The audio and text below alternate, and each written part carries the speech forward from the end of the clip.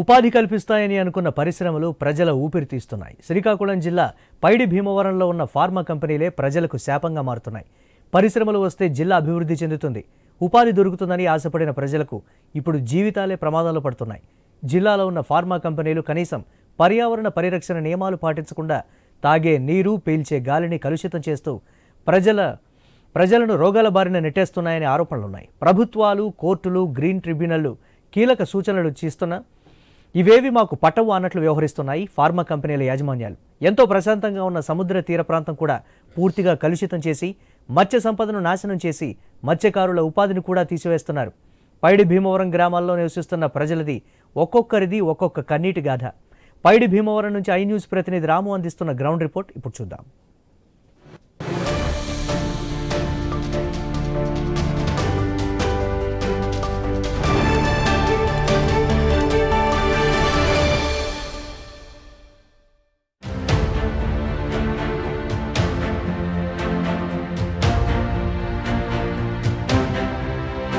శ్రీకాకుళం జిల్లా అంటే వెనుకబడిన జిల్లాగానే అందరికీ తెలుసు. శ్రీకాకుళం జిల్లాలోని పైడి భీమవరం అంటే ఫార్మా కంపెనీల హబ్ అని ఎంతమందికి తెలుసు?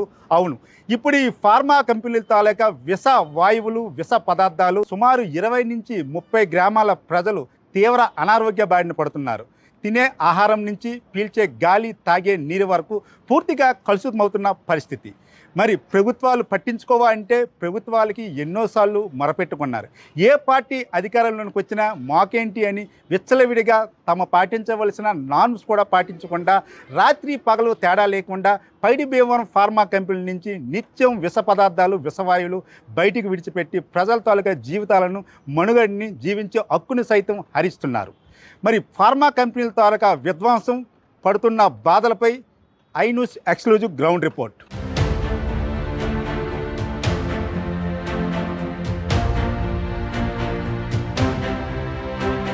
చెప్పండి, అసలుకి కెమికల్ ఫ్యాక్టరీస్ వల్ల ఎలాంటి దుర్భర పరిస్థితులు అనిపిస్తున్నాయి? సార్, మాకు ఫస్ట్లోని స్టార్టింగ్లోను మీకు జాబులు వస్తాయి, ఇవి వస్తాయని ఏ ప్రెసిడెంట్నో ఏ ఎమ్మెల్యేనో పట్టుకొని వాళ్ళ సంతకాలు తీసుకొని మానాటోళ్ళు ఎర్రోళ్ళ మీద సంతకాలు పెట్టేసి స్టార్టింగ్లో కట్టారు. వాళ్ళ పని శుభ్రతలు ఏంటంటే పైప్ లేసో ఎక్కడికో అక్కడికి సముద్రానికి యాడ్ చేస్తే బాగుండు. బోరు కన్నాలు తీసి వాటిలో వాటర్ ఫిలప్ చేసి ఏదంటే 4 కంకర గుమ్ములు తవ్వి దాంట్లో ఫిలప్ చేసి ఇప్పుడైనా ఈ సరాకు ఏమైనా పైపు ఉందేమో చూపెట్టమనండి. దానికి మేము ఒప్పందం అవటం. వాడు ఎన్ని సంవత్సరాలు అయిందో, ఎప్పటి నుంచి వస్తుందో ఏటనేది ఇతను కాదని అతను మారుతాను, అతను కాదని ఇతను మారుతారు. ఈ మార్చడమే మిగిలిన తప్పు. కానీ మాకైతే మేలు ఇప్పుడు వరకు ఎవరు చేయడం లేదు. ఎలాంటి ఆరోగ్య సమస్యలు మీకు వస్తున్నాయి? ఆరోగ్య సమస్యలు అంటే ముడుకు నొప్పులు, వాటర్ తాగితే రుస్కారం లేదు, అంటే తీపిదనం లేదు. ఇప్పుడు తాగినా సప్పదనమే. తర్వాత నెక్స్ట్ ఏంటంటే ఏ అమ్మాయిని అడిగినా, ఏ పాపని అడిగినా, మించి 45 సంవత్సరాల్లో అడిగితే ఎవరికి బెడ్ లేదు. ఏ డాక్టర్ వచ్చినా మీకు మీ ఊరికి సగం మందికి బ్లడ్డే లేదని చెప్తున్నారు. అంటే దేనివల్ల? పొల్యూషన్ అంటే అది వాటర్ వల్ల మారుతుందా, లేకపోతే తినే తిండి వల్ల మారుతుందా? నేను పాలు తాగుతాను, జ్యూస్ తాగుతాను, ఏదమ్మా క్యారెట్ నవ్వులుతాను, అదే దాలింప పళ్ళు నవ్వులుతాను. మరి ఇంకంతకంటే నేనే తినేది. మీ ఇంట్లో ఎవరికి ఆరోగ్య సమస్య?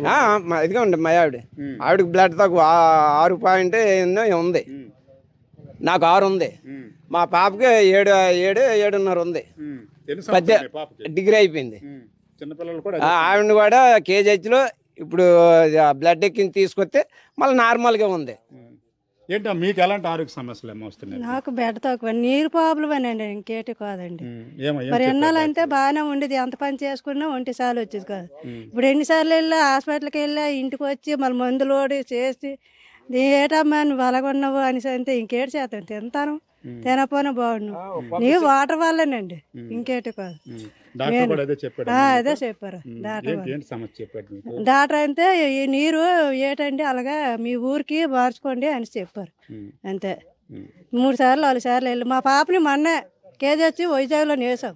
బెడ్ లేదు, ఇమ్మీడియట్గా తీసుకెళ్ళిపోమన్నారు. కావాలంటే ఆ రిపోర్ట్లు కూడా మా అక్కడ ఉన్నాయి, చూపెడతాం.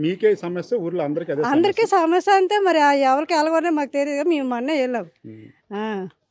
ముఖ్యంగా మనం నీరు వల్ల మేనే చెప్పాలంటే ముఖ్యంగా చూసుకుంటే మహిళలు పిల్లలు కూడా తమలో బ్లడ్ సంబంధించి డెఫిసిట్స్ ఉన్నామని డాక్టర్లు కూడా చెప్తున్నారు. దానికి కారణాలు కూడా డాక్టర్స్ వీళ్ళకి వాటర్లో కలుషితం అవ్వడం వల్ల ఈ సమస్యలు మీకు వస్తున్నవి అని చెప్పడమే జరుగుతుంది.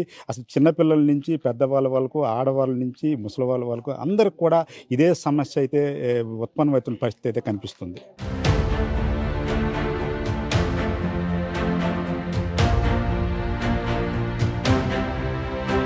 ప్రస్తుతం 20 గ్రామాలకి ఏదైతే వ్యవసాయానికి ఉపయోగించే కందివలస గడ్డ ప్రాంతంలో మనం అయితే ప్రస్తుతం ఉన్నాము. మనం చూసుకోవచ్చు ఏదైతే ఈ బయట భీమవరం సంబంధించిన ఫార్మా కంపెనీల తాలూకా అన్ని వ్యర్థ పదార్థాలు కూడా ఈ గడ్డలోనే వర్షాకాలం అయితే బహిరంగ విడిచిపెట్టిన పరిస్థితి ఉంది. అయితే ఇప్పుడు సమ్మర్ కాబట్టి ఇంటర్నల్గా పైప్ లైన్లు వేసి ఆ పైప్ లైన్ల ద్వారా సమీపంలో 4 కిలోమీటర్ల దూరంలో ఉన్న సముద్ర తీరంలోనికి అయితే ఈ వాటర్ని మళ్లిస్తున్న పరిస్థితి కనిపిస్తుంది. అయితే ఈ పైప్ లైన్ల తాలూకా ఈ పనుల్లో కూడా అంత సరిగ్గా లేకపోవడం వల్ల లీకేజ్ అయ్యి నిత్యం కూడా ఈ పైప్ లైన్ నుంచి వ్యర్థ పదార్థాలు లీక్ అయ్యి పూర్తిగా మనం చూసుకోవచ్చు. ఏదైనా ఒక అణుబాంబు పేలిస్తే అక్కడ ఉన్న పరిస్థితులు ఏ విధంగా ఉంటావో అదే విధంగా ఇక్కడ ఎటువంటి గడ్డి కూడా ముల్చే పరిస్థితి లేదు. అంతేవిధంగా ఒక బీభత్సమైన ఒక దుర్వాసన అయితే వస్తున్న పరిస్థితి ఉంది. ఈ వాసన రావడమే కాకుండా ఇక్కడ ఉన్న తాలూకా మట్టి కూడా పూర్తిగా నలుపు రంగులో మారిపోయిన పరిస్థితి అయితే మనకు కనిపిస్తుంది. ఇక కరెక్ట్గా ఇప్పుడు క్లియర్గా మనం చూసుకోవచ్చు. ఏదైతే విజువల్స్ ఉన్నాయో విజువల్స్లో చూసుకుంటే ఈ తాలూకా ఈ గడ్డకు సంబంధించిన ఈ మట్టి కూడా పూర్తిగా బ్లాక్గా అయిపోయి ఒక రకమైన దుర్వాసన అయితే ఒక ఇండస్ట్రీ ఫార్మా కంపెనీలో మనం ఉంటే ఎలాంటి దుర్వాసన వస్తుందో అంతే దుర్వాసన కూడా ఇక్కడైతే మనకు కనిపిస్తున్న పరిస్థితి ఉంది. అయితే ఈ నీటి మీద ముఖ్యంగా చూసుకుంటే 20 గ్రామాల ప్రజలు కూడా వ్యవసాయం చేస్తున్న పరిస్థితి ఉంది. ఈ వ్యవసాయం సంబంధించి వేసవికాలంలో బోర్స్ వేసుకొని బోర్స్ ద్వారా వ్యవసాయానికి నీళ్ళు కట్టే క్రమంలో కూడా చాలా వరకు కూడా వ్యవసాయం కూడా పాడవుతుందని రైతులైతే ఆవేదన వ్యక్తం చేస్తున్న పరిస్థితి కనిపిస్తుంది. అంతేకాకుండా పశువులు అదేవిధంగా గొర్రెలు మేకలు లాంటి మూగజీవాలు కూడా ఈ నీళ్ళని తాగి ముచ్చివాత పడుతున్నామని చెప్తున్న పరిస్థితి ఉంది. మరి ఇంత జరుగుతున్నా సరే అధికారులు కానీ లేకపోతే ఏదైనా ప్రభుత్వాలు కానీ అంతేకాకుండా గ్రీన్ ట్రిబ్యునల్లో కూడా ఎన్నోసార్లు పలుమార్లు తమ కంప్లైంట్లు ఇచ్చినప్పుడు కూడా వాళ్ళు కూడా పట్టించుకునే పరిస్థితి కనిపించాలని చెప్తున్నారు. అయితే పూర్తిగా ఏదైతే ఒక భూమిని పూర్తిగా నాశనం చేసే ఈ ఫార్మా కంపెనీలను మినిమం నామ్స్ పాటిస్తే ఇక్కడున్న గ్రామాలు అనేవి బాగుంటాయి. లేకపోతే పూర్తిగా నాశనం అయ్యే పరిస్థితి అయితే కనిపిస్తుందని చెప్తున్నారు. ముఖ్యంగా వీళ్ళు విడిచిపెట్టే వ్యర్థ పదార్థాలు అనేవి భూగర్భంలో కలిసిపోయి భూమి తాలూకా సారవత్వం కూడా పూర్తిగా కోల్పోతున్న పరిస్థితి కనిపిస్తుంది. ఏదైనప్పుడు కూడా ఏదైతే ఉపాధి కోసం పెట్టే ప్రజల కోసం ఉపయోగపడే ఫార్మా కంపెనీలు మాత్రము తీసుకోవాల్సిన జాగ్రత్తలు తీసుకోకపోతే ఎవరి కోసమైతే ఈ ఫార్మా కంపెనీలు పెట్టారో అలాంటి ప్రజలు కూడా ఉండే పరిస్థితి అయితే కనిపించట్లేదని మాత్రం ఇక్కడ గ్రామస్తులు చెప్తున్న పరిస్థితి అయితే కనిపిస్తుంది.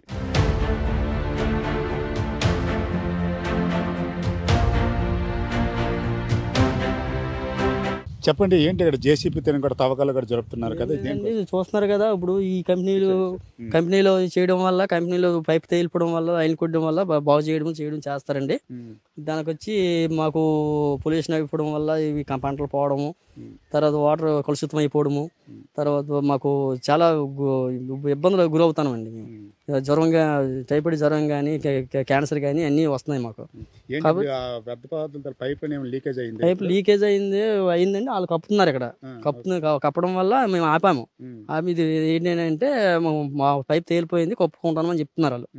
అంతేగాని మాకు ఇది లేదు అది లేదు మేమంటే నాయకులతో మాట్లాడడం వీళ్ళతో నాయకులు వేసుకోమని వాళ్ళు చెప్తున్నారు. అది మా పరిస్థితి ఇక్కడ. మనం చూసుకుంటే ఈ కందివలస గడ్డ ప్రాంతంలోన మట్టి కూడా నలుపు రంగులో మారిన పరిస్థితి ఉంది. స్మెల్ కూడా చాలా బీభత్సంగా వస్తున్న పరిస్థితి ఉంది. మరి ఎలా మీరు ఈ పంటలు పండించడం కానీ ఈ పశువులకు నీళ్ళు ఇంకేమన్నాయండి? పంటలు బాగున్నాయండి.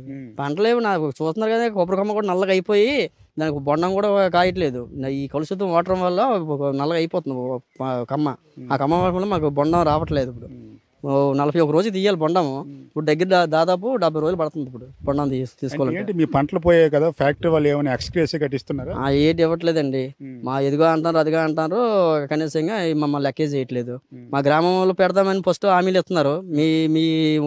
మీ గ్రామానికే ముందు తీసుకుంటాం, అది తీసుకుంటాం, ఇది తీసుకుంటాం అంతా మీ గ్రామం ఇచ్చేసాం. కానీ గ్రామాన్ని దత్తత తీసుకోవట్లేదు ఎవరు. ఏ కంపెనీ కూడా దత్తత తీసుకోవట్లేదు.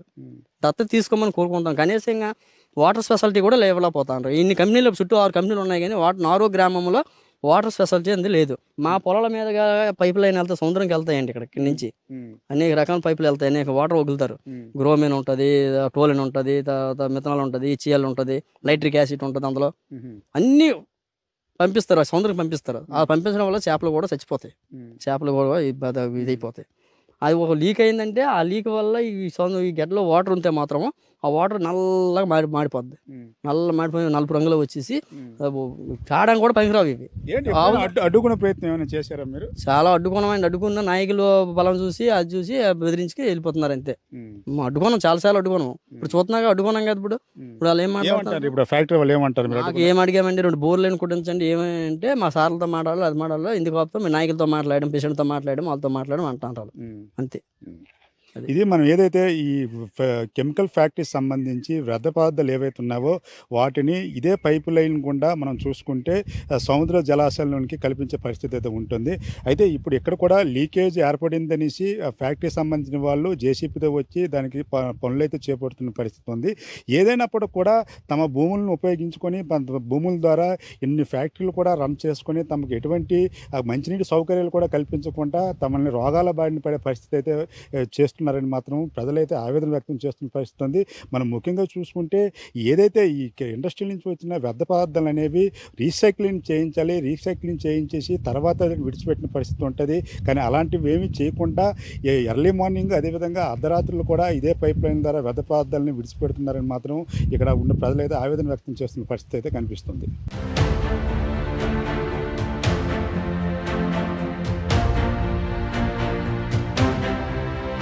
ఫార్మా కంపెనీల వల్ల పైడి భీమవరంలో ఉన్న గ్రామ ప్రజలు ఎన్నో అవస్థలు పడుతున్నారు. కానీ చదువుకున్న యువతకి ఉద్యోగ అవకాశాలు మాత్రం ఏ పరిశ్రమ కూడా ఇవ్వడం లేదు.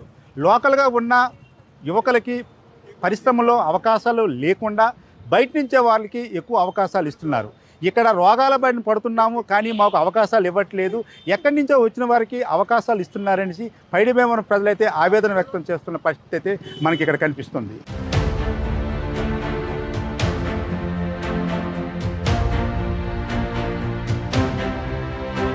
శ్రీకాకుళం జిల్లా ఫార్మా కంపెనీల వల్ల సుమారు 20 నుంచి 30 గ్రామాల తాలూకు ప్రజలు తాగునీరుకు అదేవిధంగా పీల్చే గాలికి ఎంత దుర్భర పరిస్థితి అనిపిస్తున్నారో మనతో పాటు కొంతమంది యువకులు అదేవిధంగా గ్రామస్తులు ఉన్నారు. చెప్పండి, అసలుకి ఈ పైడి భీమవరం ఇండస్ట్రీల వల్ల మీకు ఎలాంటి ఆటంకాలు కలుగుతున్నవి, అసలు ఏంటి మీ ఇబ్బందులు? అయితే గైడ్ లైన్స్ ఫాలో అవ్వకుండా ఒక షీ లైన్ లేదు, ఈటీపీ లేదు, ఎంఈపీ లేదు, ఎఫ్లెంట్ చేయట్లేదు. ఆ వేస్టేషన్ అంతా కూడా బయట మా పొలాల్లోకి వదిలేస్తాండి. వ్యర్థాలన్నీ కూడా వాళ్ళు పెద్ద పెద్ద పిట్లు తీసి ఆ పిట్లో లక్షల కేయాల్లో ఉన్న అంత పిట్లో ఇది స్టోర్ చేయడం వల్ల వేస్టేజ్ అంతా ఇది భూగర్భ జలంలోకి ఇంజెక్ట్ అయ్యి గ్రౌండ్ వాటర్ అంతా కూడా డ్రింకింగ్ వాటర్ అంతా కూడా పొల్యూట్ అయిపోయిందండి. కాబట్టి మాకు సాగునీరు కానీ తాగునీరు మొత్తం కరువు అయిపోయింది. ఇది మా పెద్ద సమస్య. ఏంటి అసలు మీ భూగర్భ జలాలు కలుషితం అయ్యాయని ఎలా మీరు తెలుసుకున్నారు? దానికోసం ఏమైనా పరీక్షలు చేశారా? ఇప్పుడు మా పరిసర ప్రాంతాల్లో ఉన్న డ్రింకింగ్ వాటర్ అండి శాంపిల్ కలెక్ట్ చేసి ల్యాబ్ తీసుకెళ్ళి ఎనాలిసిస్ చేయడం జరిగింది. ఆ ఎనాలిసిస్ చేసిన తర్వాత వచ్చిన రిపోర్ట్స్ అండి ఇవన్నీ కూడా. ఆ రిపోర్ట్స్ ఇవన్నీ ఊర్లో కుళాయిలో డ్రింకింగ్ వాటర్ ఉంటుంది కదా, ఇంటింటికి కుళాయి ఉంటుంది, ఆ వాటర్, తర్వాత ఇండివిజువల్గా ఇంటి దగ్గర బోర్లు వేసుకుంటారు డ్రింకింగ్ వాటర్ కోసం, ఆ వాటర్, తర్వాత మా గడ్డ ఉందండి ఇక్కడ ప్రవహిస్తున్నది, ఆ గడ్డ వాటర్, ఇవన్నీ శాంపిల్స్ కలెక్ట్ చేసి తీసుకెళ్ళి ల్యాబ్లో అనాలిసిస్ చేయడం జరిగింది. ఇది కూడా గవర్నమెంట్ రికగ్నైజ్డ్ ల్యాబ్ అండి, ఇది లోకల్ ల్యాబ్ కాదు. వాళ్ళ ల్యాబ్లో అనాలిసిస్ చేయడం జరిగింది. అనాలిసిస్ చేసి ఈ రిపోర్ట్స్ అటాచ్ చేసి కంప్లైంట్ ఇచ్చామండి ఏపీపీసీబీకి, గ్రౌండ్ వాటర్ డిపార్ట్మెంట్కి, కలెక్టర్ ఆఫీస్కి కంప్లైంట్ ఇచ్చాము. అధికారులు కూడా స్పందించి వస్తాము, చర్యలు తీసుకుంటాం అన్నారు. ఇంతవరకు అయితే మరి ఏం చర్యలు తీసుకోలేదండి. చూడాలి. నిన్న రీసెంట్గా ఇష్యూ అయింది, సరాక దగ్గర ధర్నా అయింది. వాళ్ళు వచ్చి శాంపుల్ కలెక్ట్ చేశారు. ఎవరైతే స్టోర్ చేశారో లక్ష కేఎల్ ఎవరైతే బయట స్టోర్ చేశారో ఎంత శాంపుల్ కలెక్ట్ చేసి తీసుకెళ్లారు. ఏం చర్యలు తీసుకుంటారో చూడాలండి ఏపీసీబీ నుంచి. జనరల్గా మనం చూసుకుంటే పూర్తిగా పైడి భీమవరం సంబంధించి 20 నుంచి 30 గ్రామాల తాలూకు ప్రజలు ఎలాంటి ఆరోగ్య సమస్యలకు గురవుతున్నారు ఈ వ్యర్థ పదార్థాలని విచ్చలవిడికి విడిచిపెట్టడం వల్ల? సార్ ఇక్కడ ఏమంటే ఒకప్పుడు మానవుడు ఏంటంటే 100 సంవత్సరాలు అనేవాళ్ళు, ఇప్పుడు ఏముందంటే 20-30 అనే పరిస్థితికి వచ్చింది. ఎందుకంటే ఈ వయసులో కూడా కష్టపడే స్టేజ్ లేదు. ఎందుకంటే పోలీ డైరెక్ట్గా ఇప్పుడు మన మీద ఎఫెక్ట్ అవుతుంది, ఎవరికి కనిపించినది కాబట్టి మనం తెలుసుకోలేకపోతున్నాం. ఎందుకంటే పక్కనే మేము ఏంటంటే ఒక పక్కన బాంబు పెట్టుకొని ఎప్పుడు పేలిపోద్ది అనే రకంగా బతుకుతున్నాం. ఎందుకంటే ఈ పొల్యూషన్ వల్ల ఏమవుతుందంటే నిజంగా కష్టపడే స్థాయిలో లేరండి. మా తల్లిదండ్రులు అంటే గట్టిగా కష్టపడి మమ్మల్ని డిగ్రీ వరకు ఎంప్లాయ్మెంట్ వచ్చేంత వరకు చదివించేవాళ్ళు. ఇప్పుడు ఎలా అవుతుంది, వాళ్ళకి 20-30 సంవత్సరాల్లోనే వాళ్ళు బలహీనత కోల్పోయారు కాబట్టి వాళ్ళు కష్టపడిన స్టేజ్లో ఉన్నారు. మేమంటే ఒక ఎవరో 20-30 మంది కుర్రోళ్ళు ఇలాగ చదువుకుంటూ ఈ ఇష్యూ పైన చర్చ అంటే ఇలాగ మనవాడు ఏం చేస్తాడంటే ఇక్కడ ఉన్న సంస్థల పైన రిపోర్ట్లు అవన్నీ తీసుకున్నాను. అలాగే ఇంతకు ముందు కూడా ఇలా అవుతుంది సార్, ఇలా వ్యాధులు వస్తున్నాయి, క్యాన్సర్ కానీ లేకపోతే పక్షవాతం కానీ ఈ చిన్న వయసులో కళ్ళు ప్రాబ్లం కానీ చిన్న వికలాంగులుగా పుడుతున్నారని చెప్పేసి మేము ఎన్నోసార్లు కలెక్టర్కి కానీ లేకపోతే ఈ పొల్యూషన్ బోర్డు వాళ్ళకి కానీ కంప్లైంట్ చేయడం జరిగేది. ఏ రోజు కూడా చేస్తున్నాం, కంపెనీ వాళ్ళకి మేము అనేక రకాల కొన్ని కండిషన్ పెడుతున్నాం అని చెప్తున్నారు తప్ప ఏది పాటించలేదు సార్. అంటే గత 25 సంవత్సరాలుగా ఇక్కడికి ఫార్మా కంపెనీలు అనేవి ఉండడము మనం అందరం చూసిన పరిస్థితి. ఇప్పుడే మీకు ఈ సమస్య వెలుగులోనికి వచ్చిందే ఏంటి అసలుకి? ఇప్పుడు అంత తీవ్రంగా మీరు ఉద్యమించడానికి గల కారణం ఏంటి సార్? గతంలో ఏమంటే కంపెనీలో వచ్చే టైంలో ఇక్కడ ఉన్న వాళ్ళు అందరూ కూడా వెళ్ళేట్టు సార్. ఇప్పుడు ఏమవుతుందంటే కొంతమంది చదువుకొని దీని కంపెనీల వల్ల ఉన్న ఎఫర్ట్స్ ఏంటి, ఎందువల్ల ఇలా జరుగుతుంది అని చెప్పేసి ఈరోజు అప్పుడు ఏదో సరదా ఉంది, కంపెనీ పెట్టారు 100 మందికి జాబ్లు వస్తాయి అని అనగల ఏమైందంటే పెట్టనియండి పని అయినా దొరుకుతుంది దీనిగా ఉంది.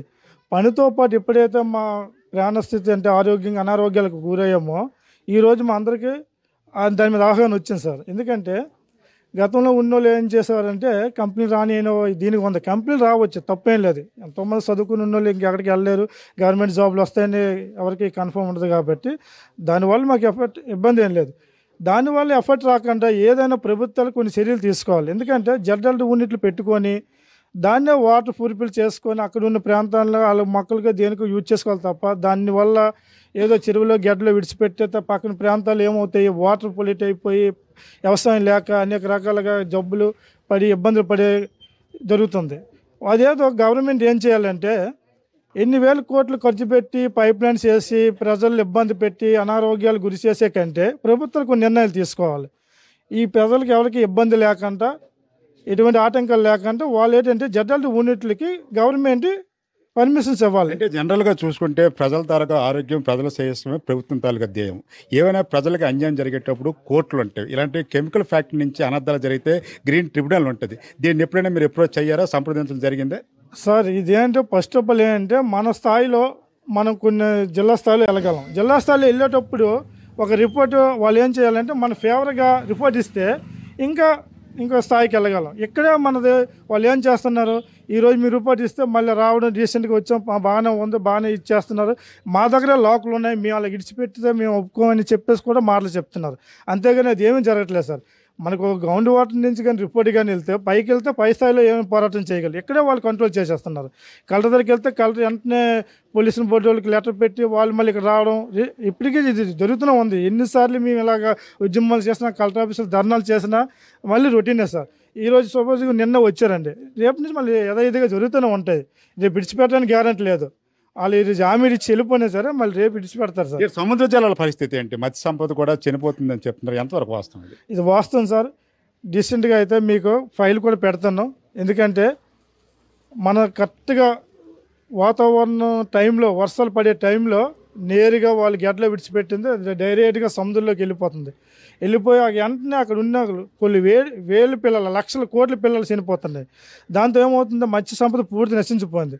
ఈ నశించిపోవడంతో పాటు మాకు అక్కడ ఉన్న గ్రామస్తులు మత్స్యకార కుటుంబాలు ఏం జరుగుతున్నాయంటే వలస బాట పట్టిస్తాం. గుజరాత్ అని, కేరళ, కర్ణాటక, ముంబై అనేక ప్రాంతాల్లో ఇప్పుడు బతుకుతున్నాం.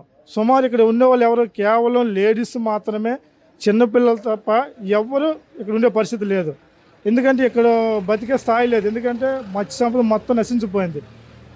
ఈయన వల్ల ఏమవుతుంది, పక్క రాష్ట్రాలు వెళ్ళి మేమేదో యాడ్ చేసుకునే బతుకు తెరువు కోసం కూలీలుగా వెళ్తే అక్కడ పాకిస్తాన్ బోర్డర్లో సముద్రకు నదులు ఉంటాయి.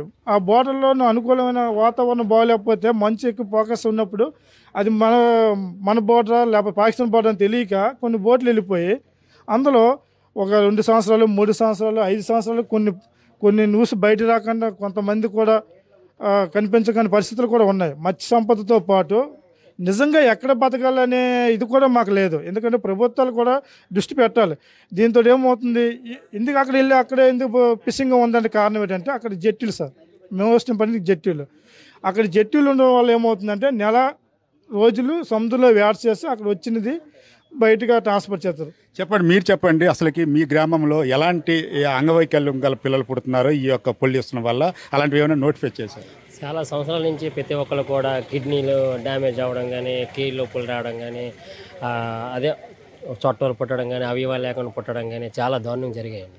అలాగే ఈ వాటర్ తాగడం వల్ల చాలా ఇబ్బందులు కూడా పడుతున్నామండి. దాదాపుగా అందరూ కూడా ఫిల్టర్ వాటర్ తాగాలంటే అంత అవగాహన అవ్వట్లేదు, లేదు, అంత ఎనర్జీ ఇది కూడా లేదండి. ప్రస్తుతానికైతే చాలా ప్రాబ్లమ్స్ ఫేస్ చేస్తున్నారండి. ఇప్పుడు ఇక్కడ ఏ కంపెనీ వాళ్ళు కూడా మరి మీరు ఎక్కడి నుంచి వాటర్ తాగుతున్నారు, ఏంటి పరిస్థితి? మేము ఇప్పుడు ప్రస్తుతానికైతే ఆ కెమికల్ నీళ్ళే తాగవలసి వస్తుందండి. మరి ఇంకెక్కడి నుంచి తెచ్చి అనారోగ్యం తెలిసి ఎలా తాగుతున్నారు? మరి ఏం సార్ తప్పదు కదండి, మాకు చూసుకున్న వాళ్ళు కూడా ఎవరు లేరు కదండి. అంతకుమించి మేమేం చేయలేమని. మరి ఏమైనా ప్రభుత్వాలకు ఏమైనా అప్రోచ్ అయ్యారా? మీ సమస్యను ఏమైనా చెప్పే ప్రయత్నం చాలా సార్లు నుంచి ఇలా ప్రయత్నించాం కానీ ఏ ప్రభుత్వం కానీ ఎవరు కానీ మమ్మల్ని పట్టింపు చేసుకోలేదండి. ఈ కంపెనీ పరంగా ఇస్తే మరి ఎవరు కూడా పట్టింపు చేసుకోలేదు. దాన్ని కూడా సాల్వ్ చేసినా కూడా ఎవరు లేరు కూడా. మనం చూస్తే ఏదైతే పైడి భీమవరం ఫార్మా కంపెనీలు చుట్టూ ప్రాంతాల్లో ఉన్న 30 గ్రామాల ప్రజలు ఎంత దుర్భర పరిస్థితి అనుభవిస్తున్నారో వీళ్ళు మాటలు వింటే కన్నీళ్ళు అయితే ఆగే పరిస్థితి కనిపించట్లేదు. ఇంకా కొంతమంది మనతో పాటు ఉన్నారు, వాళ్ళతో కూడా మాట్లాడే ప్రయత్నం చేద్దాం. అసలుకి ఎలాంటి సమస్యలు ఇప్పుడు మీ మాటలు వింటుంటే నిజంగా ఇప్పుడు ఎంత టెక్నాలజీ డెవలప్ అయినా ఈ పరిస్థితుల్లో కూడా ఇంత దుర్భరమైన పరిస్థితుల్లో మీరు ఉన్నారంటే కొంత మాకు కూడా ఆవేదన అనేది గురవుతున్న పరిస్థితి కనిపిస్తుంది. అసలు ఏంటి, అసలు ఈ కారణాలు ఏంటి పరిస్థితులకి?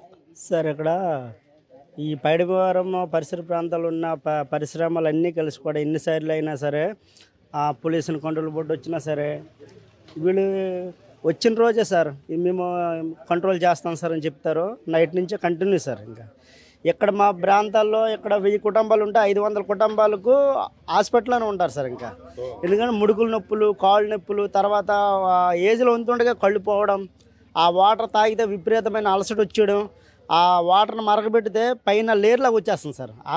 ఏదైనా పని ఏదో కంపెనీల వాళ్ళు కాకుండా ఏదైనా వ్యవసాయం చేసుకొని బతుకుతామంటే ఇంకా ఆ వాటర్ మొత్తం కెమికల్స్ వచ్చేస్తుంది. బోరు వేసి ఆ కెమికల్స్తో ఇంకెలా సార్ మేము వ్యవసాయం చేయగలం?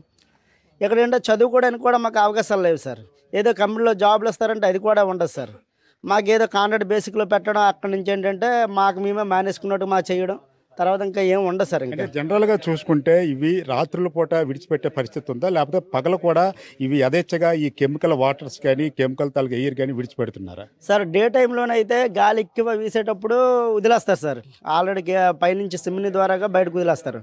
నైట్ టైంలో అయితే ఆ కెమికల్స్ డైరెక్ట్గా చెరువుల్లోనికి, ఆ సంపుల్లోనికి, తర్వాత సముద్రంలోని పైపుల ద్వారా కొట్టేయడం చాలా సీక్రెట్గా సార్. ఇదేంటంటే ఆ ఈటీపీ దగ్గర ఒక డిపార్ట్మెంట్ ఉంటుంది, వాళ్ళు ఇంకా ఎవరు లేని టైంలోనే విపరీతంగా వదులుతారు సార్. ఇంకా సముద్రంలో చూసినట్టుకుంటే ఇంకా కెరటాలు వచ్చేస్తాయి సార్. ఆ పైప్ లైన్ ఎండింగ్లోనైతే విపరీతమైన కెరటాలు వచ్చేస్తాయి. ఆ కెమికల్స్ ఆ విపరీతం ఆ ఏరియాలోనే వెళ్ళిన బోట్లు కూడా, వేటకెళ్ళి కూడా ఆ కెమికల్స్ తట్టుకోలేరు, అంత విపరీతంగా ఉంటుంది ఆ కెమికల్స్. దీనివల్ల అయితే మా మత్స్యకారు ప్రాంతాలు అలాగనే మా చుట్టుపక్కల 10-15 గ్రామాలు చాలా విపరీతమైన ఇబ్బంది పడుతున్నాం సార్.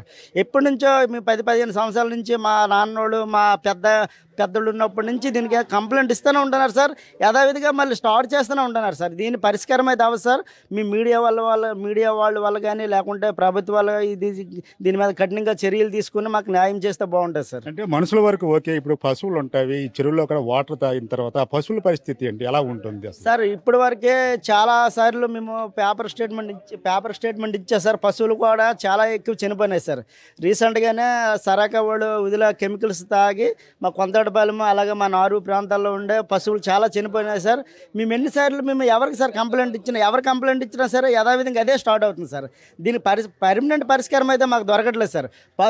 పశువులు ఇంకా మనుషులకి ఇంకా అన్నీ తెలిసిన మనకే ఎంత ఇబ్బందిగా ఉంటే ఇంకా పశువులు ఇంకేముంటాయి సార్? ఇంకా అవి ఇంకా తాగినంటే చనిపోవడమే తప్పించక దానివల్ల ఇంకా పరిష్కారమే లేదు సార్. ఇంకా మాకు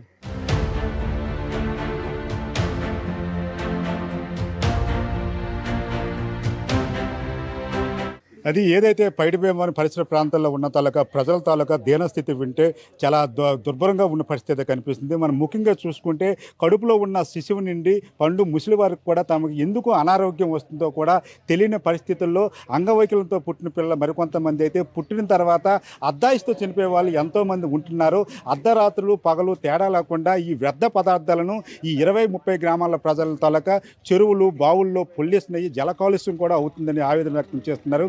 అయితే ఎన్ని ప్రభుత్వాలు మారినా సరే, ఏ ప్రభుత్వం వచ్చినా సరే, ఏదైతే పారిశ్రామికవేత్తలకు వత్తాస పలుకుతూ వాళ్ళు ఏం చెప్తే అవే వింటున్నారు. కానీ లోకల్గా మనం చూసుకుంటే ఎన్నోసార్లు కలెక్టర్ గ్రీవెన్స్లో కూడా తమ తాలూకా సమస్యను చెప్పే పరిస్థితి ఉంది. కానీ ఆ సమస్యను చెప్పేటప్పుడు ఏదో ఆర్భాటంగా వచ్చి అవన్నీ చూస్తున్నారు. కానీ తర్వాత మాత్రం తమ పరిస్థితులు అయితే మారలేదని చెప్తున్నారు.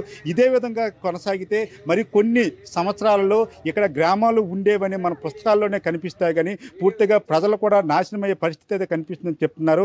అభివృద్ధికి ఎవరు అడ్డంకి కాదు, కానీ అభివృద్ధి చేసే క్రమంలో కొన్ని ఇండస్ట్రీలు అనేవి నామ్స్ పాటించాలి.